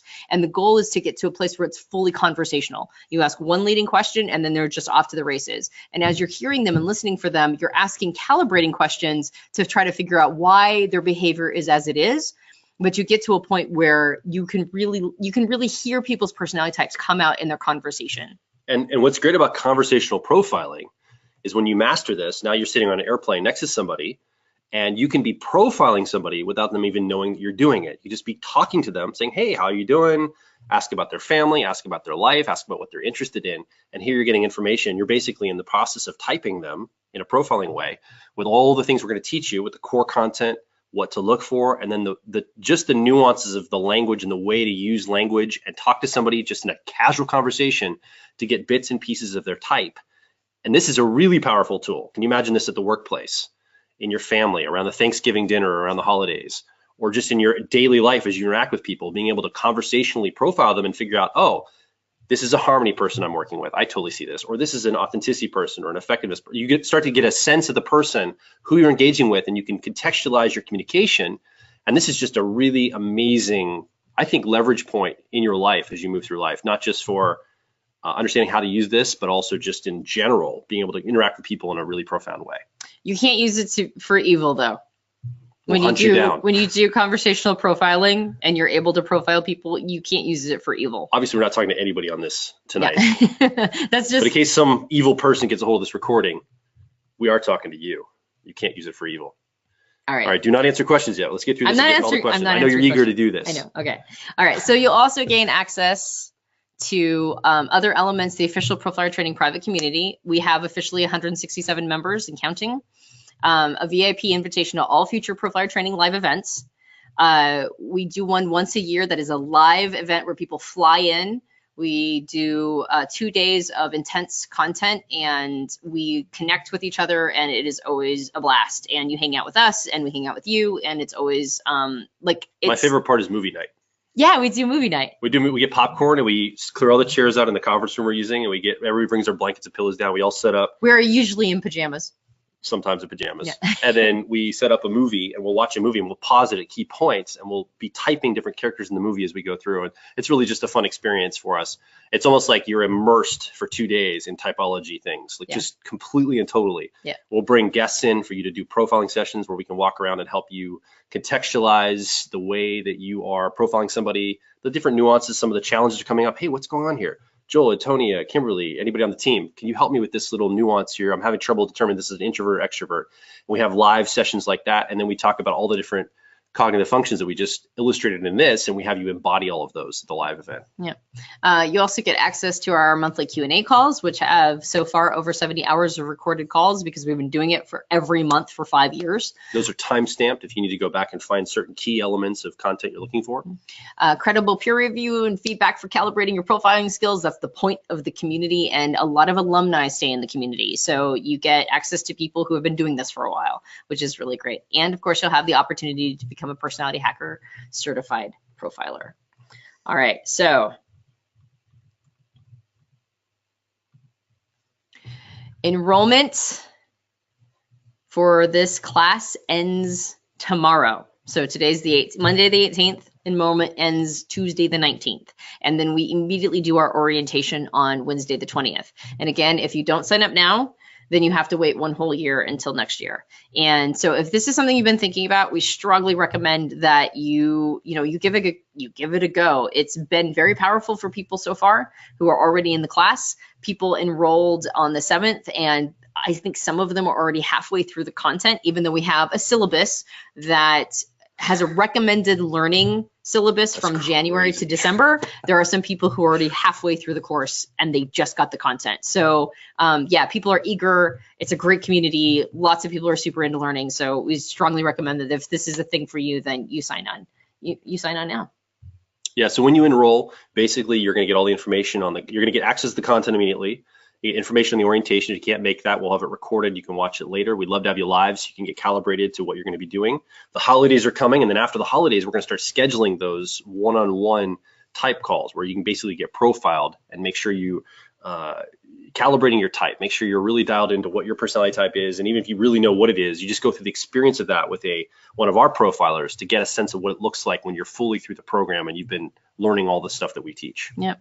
So just one more reminder, enrollment ends tomorrow. December the 19th, and our class orientation is on Wednesday, December 20th. So get in while you can. At midnight tomorrow, Eastern time, it ends. The enrollment period ends. It'll just be the beginning for everybody who's enrolled in the class. It's just the beginning of a really amazing experience that will last you a lifetime, really. And I say that because that's the feedback we've gotten. For a lot of people, it's a game changer. It's like literally life altering. So if that's something that you've been, again, kicking around, enrollment ends tomorrow. So we highly recommend that you get on the stick. We would really love for you to be a part of this class this year in 2018. If this is something you've been thinking about doing, enrollment ends. Again, you have another year next year if you want to do it next year. Not trying to put a lot of pressure on you, but we'd love to have you this year. I think it's kind of one of those things like, if not now, when? And if you're able to do it, if you're excited about it, if this is something you've been thinking about for a while, go ahead and join. And you're going to be part of an alumni and a group of people that support each other. We still have alumni from like 5 years ago that come to our Q&As, that show up to our live events, that are here for mentorships, that are part of the Facebook community and Slack community. It's kind of like when you get in, you can't let it go. It just gets its hooks in you and you feel like you want to be a part of it for a long time. So we'd love for you to join us this year in the 2018 class. So if it's something you're interested in, we have a link here for you to go to, and then we're going to open up for questions. Just go to personalityhacker.com/profiler training. You can learn all about the program, the different tuition plans, and all the different details about what's in the program if you'd like more information. One of the questions we got was from Joe. Can you attend the live get-together virtually if travel's not an option? Unfortunately, it's a live experience. Like, that's the point of it, is to physically be in each other's presence. But we also do a virtual event every year as well. So if you're a person who's like living overseas or just can't get to the actual physical live event, we also do a summit, a virtual summit every year in behalf of the people who just can't physically make it. So Thank you for the question. So let's open up for some questions. You can ask type questions. We're going to do this for as long as we can, as we have a babysitter tonight with Piper, our daughter. We'll do live, questions right now on the air for type, or if you have profiler training questions or questions about gift giving, stuff that we just talked about, please feel free to do that. If you're watching on Facebook Live, there's no way we can engage with you there. If you've got questions, you'd have to come over to the webinar to be able to ask your questions to the GoToWebinar control panel. And just go ahead and type your question in there. We'll be able to read those and answer them. Yep. So one person asked before about the gift giving guide. What's a Leatherman tool? A Leatherman tool is kind of like a Swiss Army knife. It's pretty high quality. It's got a lot of features to it. I recommend, if you've got somebody who's an FP or a TJ in your life, I recommend considering. They're really cool. Yep. All right. And I know that there were other questions. Hold on. Somebody said, what about an ISTJ that's into politics? And what would you get for them? The recommendation on somebody who's into politics is find out what their political affiliation is. And I've gotten like political things for your dad who's an ISFP, but it's kind of, there are some weird similarities between ISFPs and ISTJs. And so I've gotten him like photo books of political figures that he admires, almost like a life in, those photography books of a life in that person's, or a collection of their life in photographs. Yeah. So things like that I think would be probably pretty good. Also, we might have somebody's hand raised that wants to talk live on the air. I'm not sure if anybody has their hand raised. I think that's been raised since the beginning. Oh, okay. Okay. If you do want to have us unmute and talk live and ask your question live, if you need more context for it or whatever, feel free to do that. Looks like Albert's hand is raised, but I don't know if that was an accident, Albert, I think that's been raised the whole time. Okay, so you probably clicked that at the very beginning. All right. And we can also, I think somebody at the very beginning said, I'm an INTJ, and what can I do to develop my SE or get stronger at my inferior process of extroverted sensing? I'm going to go ahead and just answer that one now. Yeah. And if you guys have any type-based questions, like, take the opportunity right now. Like, we're here and we're live, and it's not that, especially if you're like a podcast listener, it's not that often that you get to talk back to us. So please feel free to ask us any questions you have. For the INTJ that asked, how do you get better at extroverted sensing? I'll give you our philosophy on this, and you can take this how you choose. I don't think that there is leverage in actively developing the inferior or 3-year-old process unless you have already mastered your co-pilot or auxiliary process. So for an INTJ, I think the highest leverage thing you can do is master and develop extroverted thinking. Now, in that way, it is going to force you to get into the outside world, into the extroverted space, and you are automatically going to be doing more extroverted sensing because you're now in an outward space, and extroverted sensing is part of taking in the territory of what's going on around you here and now. So I would focus on extroverted thinking. The other thing is extroverted sensing is oftentimes about taking care of your health. It's about being able to be present and in the moment. And so I would probably do some presence meditation, things that just allow you to take in the atmosphere as it is. This is not an intent to develop it. It's an intent to give it some time and attention, because if you don't give it time and attention, it will demand it from you in other ways. And usually that's in a sensory indulgent experience. So a lot of time INJs struggle with not wanting to be very physically indulgent, like eat too much or drink too much or sit around and do nothing. The goal is to not allow your 3-year-old process to force you to like eat all the cookies in the cookie jar, but rather to be able to be present and to be able to take in the information in real time. Study people's body language, study how you're coming across to other people. Don't work on developing it so that it's a skill, but work on making sure that it's not hijacking you. And one of the things that extroverted thinking will do, if you develop that process, your co-pilot or auxiliary, it will force you to think in terms of, how do I come across to other people? Because that's an effectiveness thing, right? It's trying to become more effective, more persuasive, trying to get its point across better. And that means it will help you, encourage you to check in with how other people are experiencing you, how you're showing up. Effectiveness also wants to be able to, be streamlined and get the most energetic bang for the buck. And one of the best things to do is exercise, right? Get more energy through your body through exercise, which will again force you into that 3-year-old process of extroverted sensing. So in my opinion, the highest leverage thing to do is to go to the co-pilot or auxiliary, and then make sure you're giving that 3-year-old some time, but not necessarily developing it at the cost of focusing on skill development in your co-pilot. Yeah, I think oftentimes we all want to rush through development and growth, right? There's a lot of work that we can do with the just a few of the understandings that we have around personality type, just a couple key areas. You can almost spend a lifetime mastering those parts of you and really growing those parts of you and focusing on them. And oftentimes I think we as humans, especially us that are into personal growth, if you're watching this, you probably are into personal growth, you're eager to rush and like, I want to grow everything all at once. And it's such a process of life. I think that over your lifetime, you can grow all the different parts of you, but it's one of those things you don't want to rush it. You want to spend the time growing all of you in an appropriate time frame. So the next person asks, how does an INTP get out of a loop or spiral? So what a loop is when your driver or dominant cognitive function and your 10-year-old or tertiary function are in cahoots with each other and are in a loop.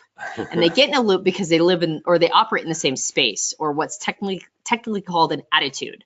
It's either introverted within the self or extroverted in the outside world. For an INTP, since they're an introvert, that means their driver or dominant is introverted, and that means their loop is introverted. So it's all happening within themselves. And every type manifests their loop a little differently. For INTPs, it's oftentimes an inner defensiveness. It's a desire to stay inside the self and to always be right and to not have to take in new information and to not have to get out of their comfort zone. Like there's a couple different ways the loop can manifest, but it's always like a reluctance to get into the outside world. So the best way to do a pattern interrupt for the INTP loop is to get in the outside world. It's to get into the co-pilot or auxiliary process of extroverted intuition or exploration. Go do something new. Go meet somebody new. Go try a food you never tried before. Get out of yourself. Go do something that's novel and exhilarating. Force the little introverted loop to just like continue to get inside of its cave. Force itself out of its cave, and it will be enough of a pattern interrupt. And if your exploration isn't doing it, it means you're not doing it enough. A lot of INTPs think that they can just do exploration like with research or with reading new material or books or in the comfort of their own home. And that is not accurate. You have to get outside. You have to explore the outside world because that's where new patterns are observed. That's where new information is observed. And that's where you're going to get your best insights. That's where things are really going to start connecting for you. So if you're in a loop, get outside. Go try food you've never tried before. Maybe something that even disgusts you. Go to some place you've never gone before. One of the things I used to do when I was younger and I just was not getting enough exploration is I lived in the city of Portland, Oregon at the time, and I would drive to a place that was not intentionally, but it was a very complicated place to navigate. It's called the West Hills. And I used to intentionally get myself lost. And then I would see if I could just navigate my way back out just through pattern recognition. It's things like that, like go get lost, go try something you've never tried before, go make your life a novelty, and you'll get out of the loop. I took an improv acting class like 3 years ago, and there was an INTP in my improv acting class, and he was really a joyful person. He was very he was very INTP. He had a very INTP presence, but he became almost the love of the class. Like everybody loved this guy because he was in his extroverted intuition process, that exploration. He was there in class and he had just said, you know what, I'm going to accept whatever's coming. I'm going to yes and it. I'm going to express myself. And he was having a blast. And he actually said the reason he did it was for personal growth reasons. He wasn't even somebody tied to us at Personality Hacker, just a guy I met. He had read some books about getting outside of himself, and he joined this class, and man, it was amazing. He said it helped him so much. He was doing improv and he was going to do some stand-up training. And he said that he was practicing going up and meeting people and talking to people, strangers. He was totally getting himself out of that loop that he had explained to me he was in, basically, where he was staying at home, he wasn't going out, he was getting depressed, he was getting lonely and sad, and this really helped him. So there's probably other things you can do activity-wise too, that if you're looking for maybe frameworks, like a class to join, like an improv class, or learning a skill that gets you around people and pushes you into something that you've never done before, that'll give you some kind of a template to do it, something that you can look toward on a regular basis that'll help you as a starting point. Sometimes it can be just frightening going out and doing that off the top of your head, basically. Yep. All right, next question is typing kids. I imagine this can be quite a challenge depending on the age or phase. Some dimensions are likely easier to see than others, but have you any tips? One of the first things that develops in our personality type, according to the Myers-Briggs system, is our dominant or driver cognitive function. So most of the time when I'm trying to type children who are under the age of about 10 or 11, is I'm mostly looking for that driver process. Excuse me. And this is not an exact science. It's not. I mean, it's hard to do with adults, right? So it's not like you'll know, but that's usually what I'm looking for. And if you can find the person's driver or dominant process, you've got 3 out of the 4 letters. So you might not know their type, but if you can get that dominant or driver process down, you've got 3/4 of the equation down. And then as you observe them age, and oftentimes we really start exploring our co-pilot or auxiliary process in our teens. That's usually when sometimes we almost go completely over to it. I've known extroverts that profile or type out as introverts when they're high schoolers and vice versa, because they're really getting into that auxiliary or co-pilot process, which is the opposite attitude or introverted or extroverted expression from the driver or dominant. So my recommendation is to look for the driver, and then as they age, start peeking at what the auxiliary or co-pilot process could be. Is it possible to use functions that are not part of your cognitive function stack? I'm an INFJ and I have an ISTJ as a roommate, and I found myself adapting to her way of thinking and looking at things from a TE point of view. We have all 8 functions accessible to us. It's part of us. I mean, everybody has access to this. Basically, when you look at the car model, we're talking about your driver and your co-pilot, your 2 preferred cognitive functions in your cognitive function stack. We do have access to all of that. Our personalities aren't just limited to 4 cognitive functions, the 2 front seat, the 2 back seat. So yeah, I think it's very possible for you to have, depending on your upbringing, the family you're raised in, your age, your experience, the type of work you do, the type of school you went to, the type of people you live with or are surrounded by, often that can have you accessing different parts of your personality that aren't part of the car model, basically, we talk about here at Personality Hacker.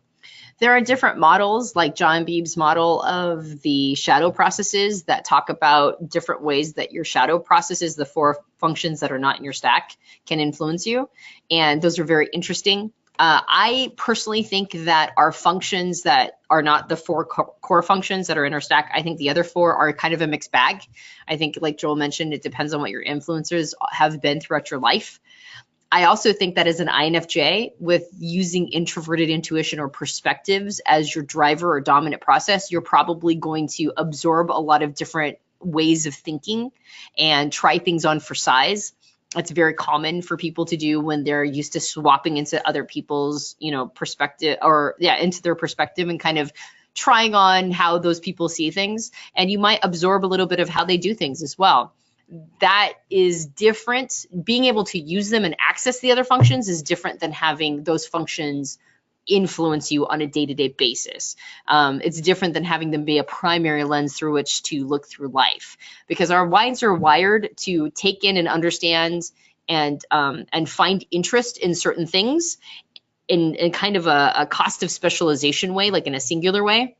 And they're also wired to make decisions or make should statements or evaluate in kind of a specific, peculiar way. And the reason why you have what's technically called a tertiary and inferior, what we call a 10-year-old and 3-year-old, is because these functions are not in silos. They're actually part of what's called a polarity. A polarity is two functions that are sort of two sides of the same coin. So where perspectives or introverted intuition is, its polar opposite of extroverted sensing or sensation will always be. Think of it as like a coin, two sides of the same coin that's weighted to come up most often for an INFJ as perspectives.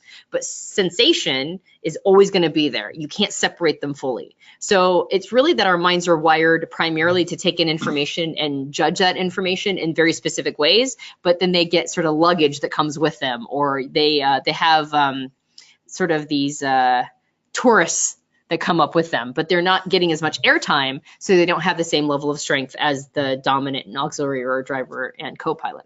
So yeah, you have access to all 8, but 4 of them are going to be highly influential in your life. It's almost like they have you as opposed to you having them, if that makes sense. And we kind of go back to what I just said right before that too, right before this question, where a lot of people were like, okay, I want to start like dealing with or growing or focusing on those 4 processes that aren't in my car, in the car model here, in my primary cognitive function stack.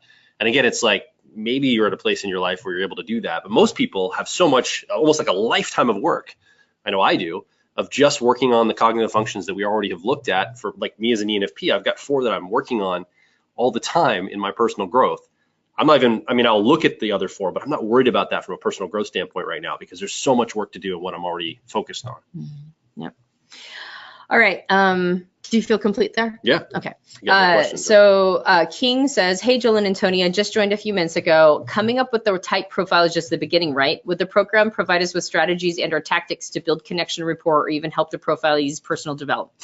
Yes. In fact, there's an entire module on rapport building and on getting into a flow of conversation with the other person. That's a major part of profiling.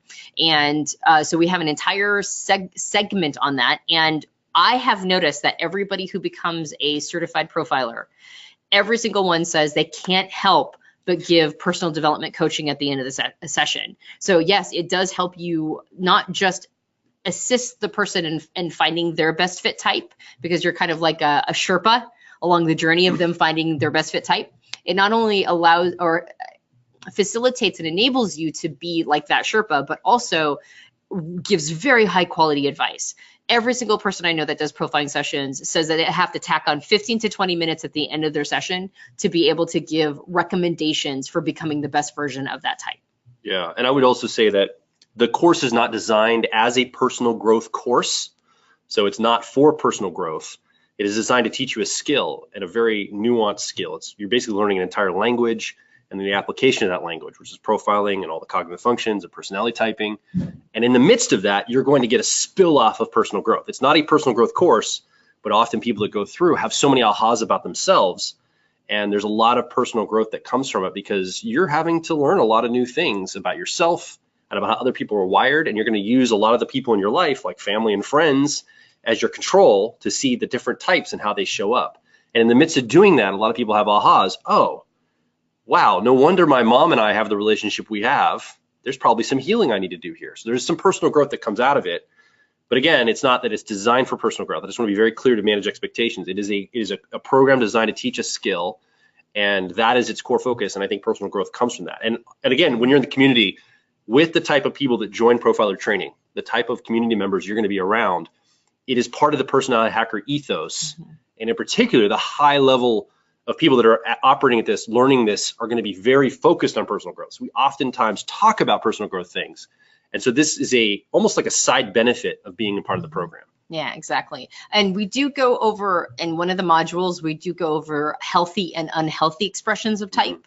because that's part of what you need to know in order to profile accurately. You need to know how types can show up when they're in their less healthy states. So we do talk about that. And I think a lot of information that gets culled from that ends up in profiling sessions to make recommendations for people to be as healthy as possible. So it's just, it's not designed as a coaching program, although we have one of those too, a Profiler coaching program that's a supplement only available for people who've gone through Profiler training.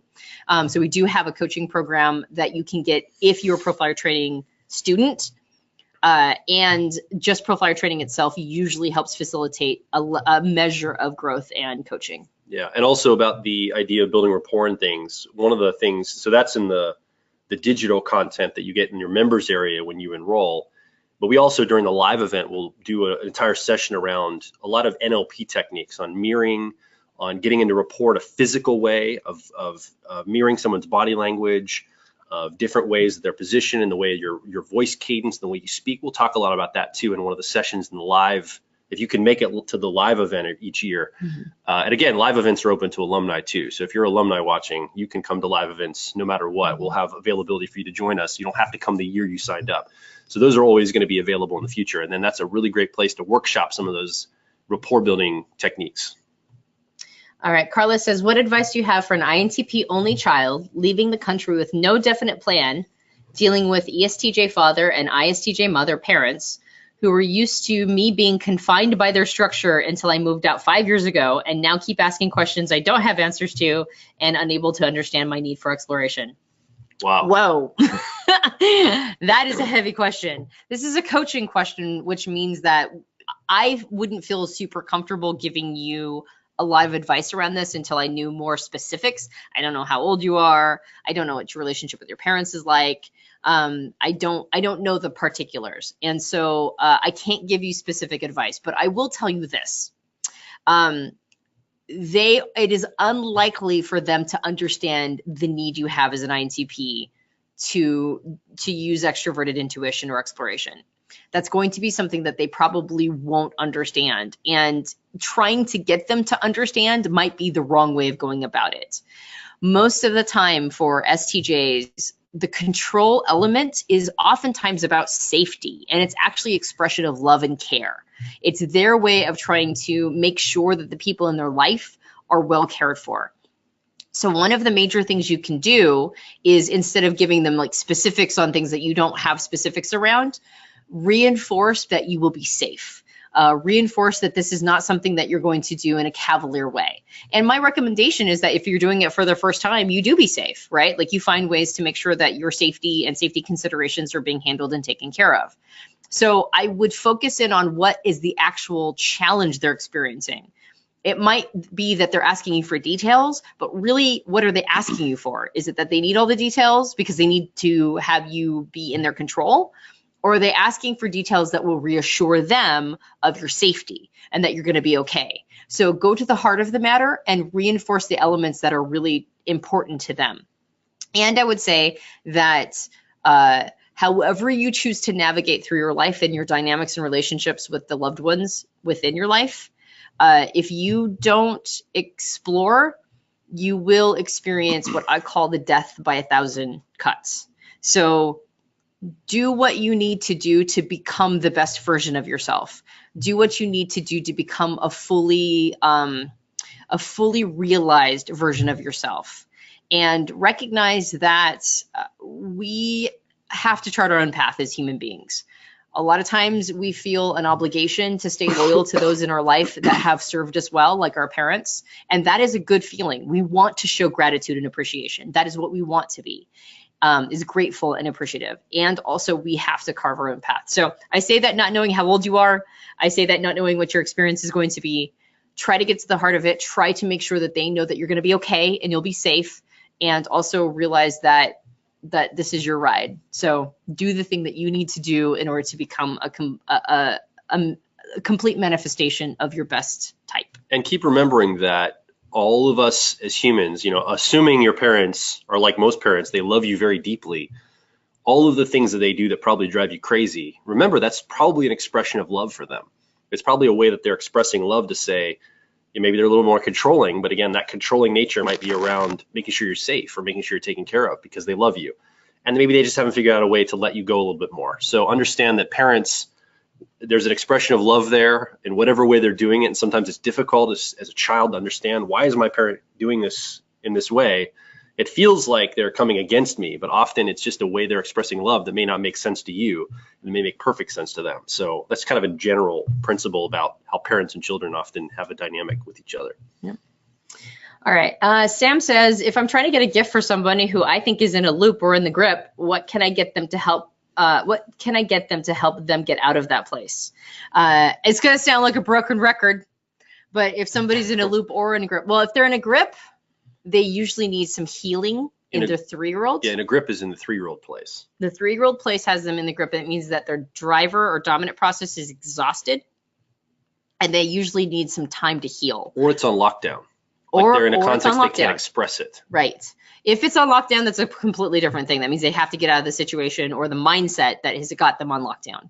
If they're in the grip because they're tired and exhausted, usually almost anything that helps them get their needs met is the right idea. And some rest and relaxation and something that will just help them detox from the rest of life. Yeah. If they are in a loop, then you want to get them in their co-pilot or auxiliary process. So you'd want to buy them a gift that would encourage them to go to that space, whichever process or function that is for their type. All right, so what's the difference between a loop and a spiral? I don't know what a spiral is, but the two phrases that are most common are grip and loop. Loop is when the driver and the 10-year-old, or technically the dominant and the tertiary, are sort of looping, and that's keeping them in the world that they're most comfortable in, either in an introverted space or an extroverted space. That's the loop, and they need to get into their auxiliary or co-pilot process that will get them into the world that is less comfortable for them.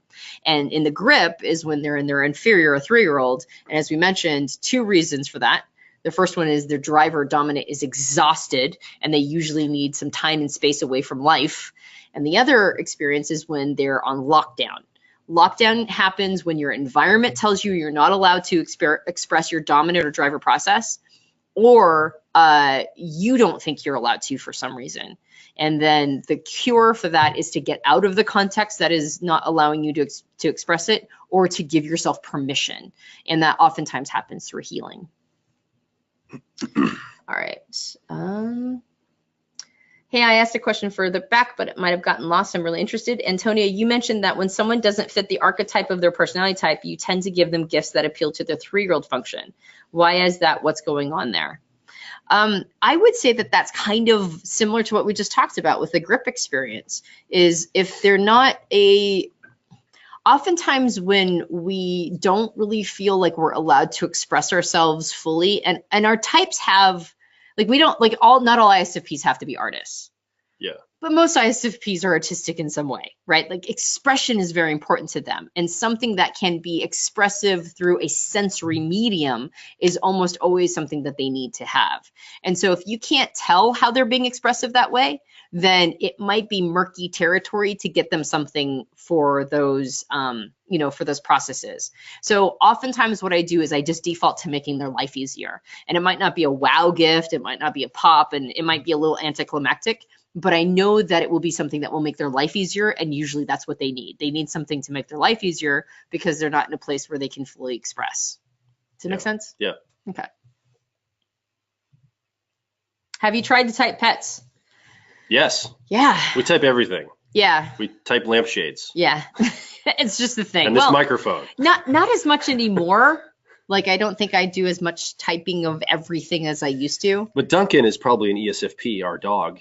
Yeah. I mean, obviously he's a dog. He's not a human that's wired with a personality type, but we have a type guess on him because we have a type guess on everything. Yeah. He's a golden retriever Springer Spaniel mix, and I'm pretty sure he's an ESFP. He's very boingy and very determined. Like, he's got like this, normally he's like happy and go lucky, and then he's just got this like moment where you just can't get him to budge. So I think he might be an ESFP. Right. I think all cats are IJs, just by definition. Maybe as far as my ISFPs experience as with well. cats, you just can't get them to budge. All right. Somebody says, They're what in are the your world. love languages? What's your love language? My love language, I think, is I think my primary one is, I think I give and receive love in a little different ways. I think words of affirmation, I give and receive love with words of affirmation. So there's 5 love languages: gift giving, words of affirmation, physical touch, quality time, and my brain is escaping me. What's the fifth one? Gift giving, words of affirmation, physical touch, quality time, and acts of service. There we go. I knew it. I had it all. And I think I am words of affirmation. What do you think you are? I think I give with acts of service, and I think I receive with words of affirmation and physical touch. Mm-hmm. I also think I do a little gift giving. I think it's become a thing for me. That's my bottom. Yeah. I appreciate gifts. Yeah. I like to give gifts, but it's definitely number 5. I wouldn't say you like to give gifts. when it's well decided, when I'm using this methodology we covered tonight and it lands well, I love it. Yeah, I'm like, true. Yes, I feel successful. Yep. I just have never been very good at it because I think it's number 5 on my list.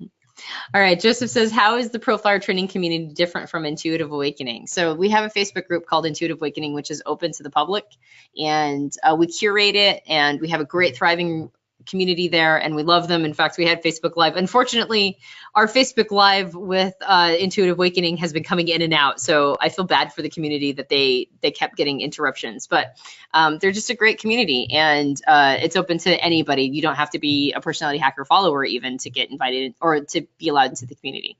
Proflower training is, we actually hide the Proflower training Facebook group. Like, we make it so you can't even find it.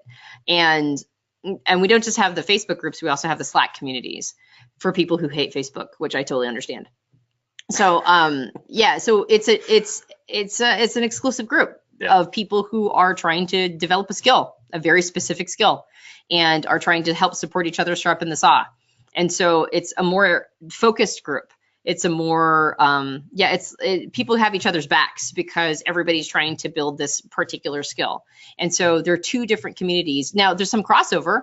People from Proflower training end up in Intuitive Awakening, and there are some Intuitive Awakening members that are also Proflower training students. But it's definitely 2 different communities with 2 very different feels. Thank you for the question, Joseph. All right, King says, when will you guys take seed money to build a PH empire? I want to invest. Soon. Global domination plans enclosed. So seed money to take world. What is it? Empire building? Empire building. I like that. That sounds awesome. Yep. Let's just start with having an amazing class this year first. Then we'll build our empire, the next year or something, I guess. I don't know. Person says, can you give more tips on typing pets? Join Proflower training. I mean, it's just like, I would need to know about like what the application of this might be. Yeah, exactly. I've never really thought much about it because I haven't thought about an application in specifics, but maybe there is something I'm not. Maybe you're a dog whisperer or you're a groomer or something, and maybe you'd want to kind of get. I mean, animals do have their own personalities, right? Like my family's, they have a youth camp, and these horses that they have on the property, very distinct personalities, like all of them. It's like really interesting to see different animals have different personalities that come up. I haven't actually typed any horses, like with Myers-Briggs, but you can just see animals expressing themselves in different ways. There's actually a whole theory called horsology, and I met a person at back when we were doing consulting with Zappos Insights, which is like a child company of Zappos. If you've ever heard of Zappos, it's like an online retailer, and they have this thing called boot camp at Zappos Insights, which helps people from like other companies, like learn the Zappos style of building culture. And we were doing consultation, like we were consulting with Zappos Insights, doing typology, etc. We're typing their whole team. We're profiling their team and then giving them basically a breakdown of how they can interact better at their workplace and stuff. Yeah, doing team building, that sort of thing. And we just happened to be there during their boot camp. So I got to watch the entire boot camp, which was awesome. And one of the people in boot camp was one of the people who had invented horsology, which was the horse personality typology instrument, or whatever it is. I don't know if it's an instrument, but it was a thing. And I had no idea that thing existed. And we had like a really interesting conversation where I think I'm like not the person to talk to about this, because I remember having the conversation and leaving kind of baffled. So I'm not a horse person. In fact, I'm kind of the opposite of a horse person. And so typing pets probably is just not my forte, because I'm way more focused in on humans. But there are people out there who do so. So there's like entire industries. So I guess that's what you would do, is find out, maybe Google horsology. Horsology. If it's still around. Yeah. It was many years ago. It's been a while. It's been like 6 or 7 years. Yeah. And Alexis says, I missed the beginning. Will the beginning be available anywhere? Yes, the entire thing will be available, as well as the slides that we used.